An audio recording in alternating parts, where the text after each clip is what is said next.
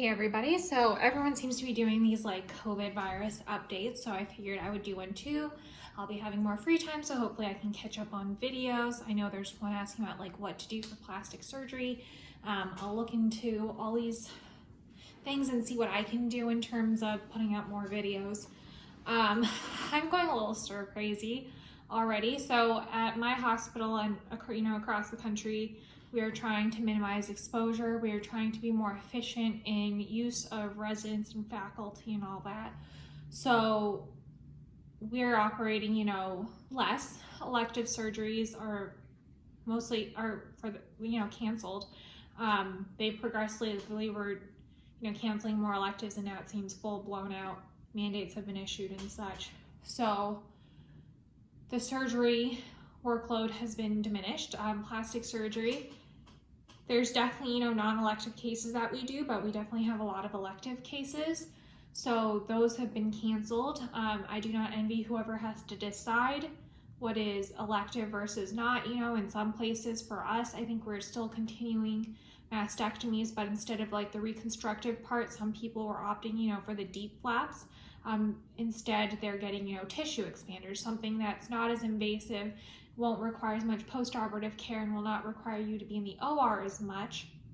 So that's been changing. I've heard in other places they're not even doing that, if depending on the type of cancer, and I don't envy anyone who has to make those kind of decisions.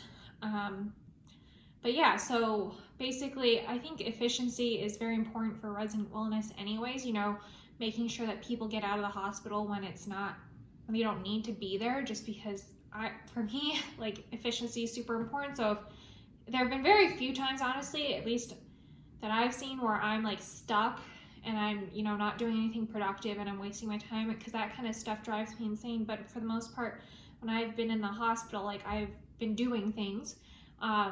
With this virus stuff, reducing our workload and stuff, we're trying to be super efficient, and I think that it's the best thing, because we don't want to, increase our exposure to the virus. We don't want to be putting our patients at risk. So lots of quarantining, just staying home,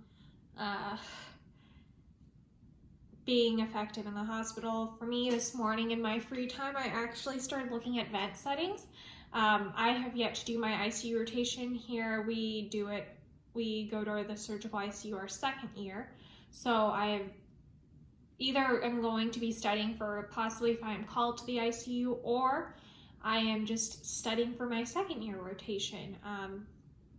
Either way, I think it's something good to look up. One of my friends who's actually like internal medicine recommended the book. I was like, they said, go get the ventilator book. It's like, what's it called? It's called the ventilator book. So I'm going to start reading that stuff. I'm trying to be as productive as I can in this time. Problem with me is, like, for exercise, I like the gym, I like weights.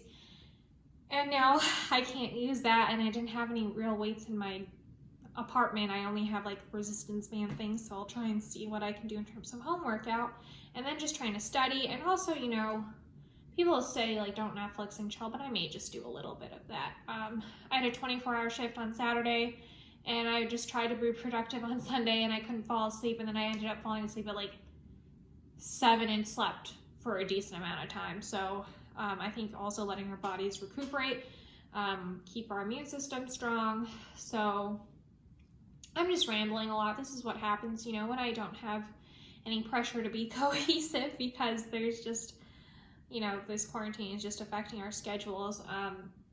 But I'm also super grateful that I'm able to continue my job to the best of our ability and, still have some consistency.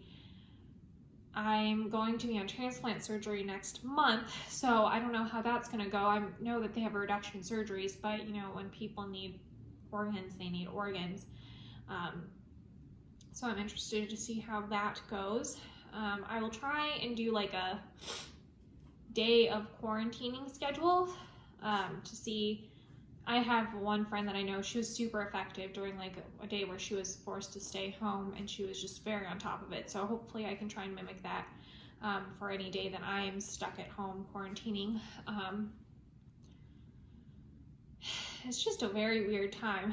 It's a very, very weird time. So Hopefully everyone is hanging in there. Best of luck to everyone. Please take this social quarantining serious.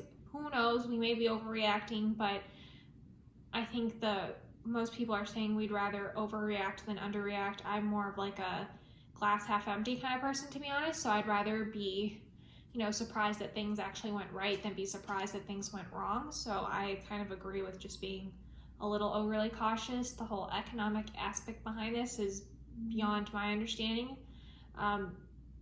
So I do worry about that, and I do worry how like all this quarantining and isolation and businesses closing is just going to impact us in the long run. I recently started putting money into my retirement funds, and that's fun to see.